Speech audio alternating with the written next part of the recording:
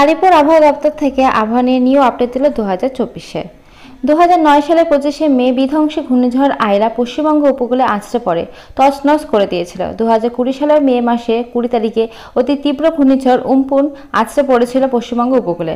পরের বছর এই সময়ে পশ্চিমবঙ্গ সংলগ্ন উড়িষ্যা উপকূলে আছড়ে পড়েছিল ঘূর্ণিঝড় যশ।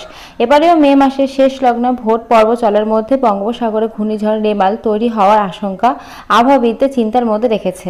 তবে ঘূর্ণিঝড় তৈরির ব্যাপারে মঙ্গলবার পর্যন্ত আবহাওয়া দপ্তর থেকে কোনো রকম নিশ্চিত বার্তা দেওয়া হয়নি।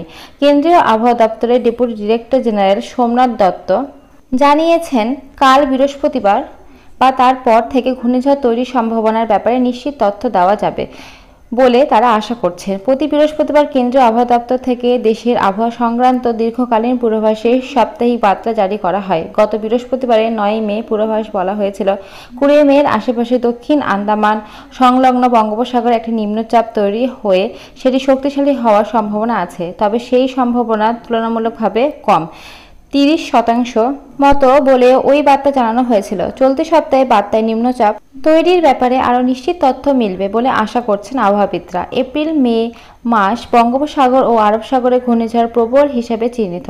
এই সময় দুটি সমুদ্রের কোনো নিম্নচাপ তৈরি হলে সেটি আরও শক্তিশালী হয়ে ঘূর্ণিঝড়ে পরিণত হওয়ার সম্ভাবনা খুব বেশি থাকে।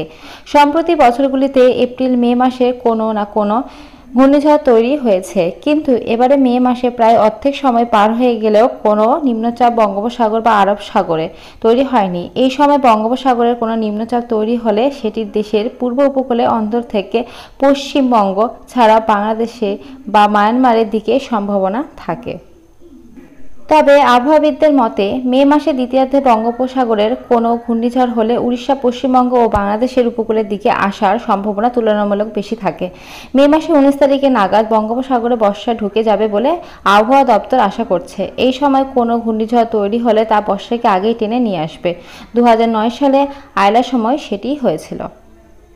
এদিকে দক্ষিণবঙ্গে আপাতত ঝড় বৃষ্টি কমে যাবে। আজ বুধবার শুধু উপকূলবর্তী ও কাছাকাছি এলাকায় কোথাও কোথাও বজ্রগর্ভ মেঘ থেকে বৃষ্টি হতে পারে। মঙ্গলবারে শুধু কলকাতা সংলগ্ন কিছু এলাকায় অল্প বিস্তর বৃষ্টি হয়েছে। বৃহস্পতিবার থেকে শনিবার পর্যন্ত দক্ষিণবঙ্গে পুরোপুরি শুষ্ক থাকবে বলে আবহাওয়াবিদরা আশা করছেন। আলিপুর আবহাওয়া অফিসের অধিকর্তা হবিরবাবু রহমান জানিয়েছেন, দক্ষিণবঙ্গ জুড়ে গরম বাড়বে। উপকূল সংলগ্ন এলাকায় গরম বাড়লেও আপাতত তাপপ্রবাহ হবে না, তবে পশ্চিমাঞ্চলে সর্বোচ্চ তাপমাত্রা 40 ডিগ্রি অতিক্রম করে তাপপ্রবাহ হতে পারে কয়েকদিনের মধ্যে। তো তোমরা দেখতে পেলে কোথায় কোথায় তাপপ্রবাহ হবে, এখানে কিন্তু সবটাই সুন্দরভাবে মেনশন করে দিয়ে দেওয়া আছে। তো আজকে এই আপডেটটাই ছিল আলিপুর আবহাওয়া দপ্তরের তরফ থেকে। নেক্সট কোনো আপডেট আসলে অবশ্যই ভিডিওর মাধ্যমে তোমাদের কাছে সেটা পৌঁছে দেবো। তো আজকের মতো এইটুকুই। ভিডিওটা দেখার জন্য অসংখ্য ধন্যবাদ, থ্যাংক ইউ। আর এখন নতুন নতুন আপডেট পাওয়ার জন্য চ্যানেল সাবস্ক্রাইব করে রেখো। Thank you.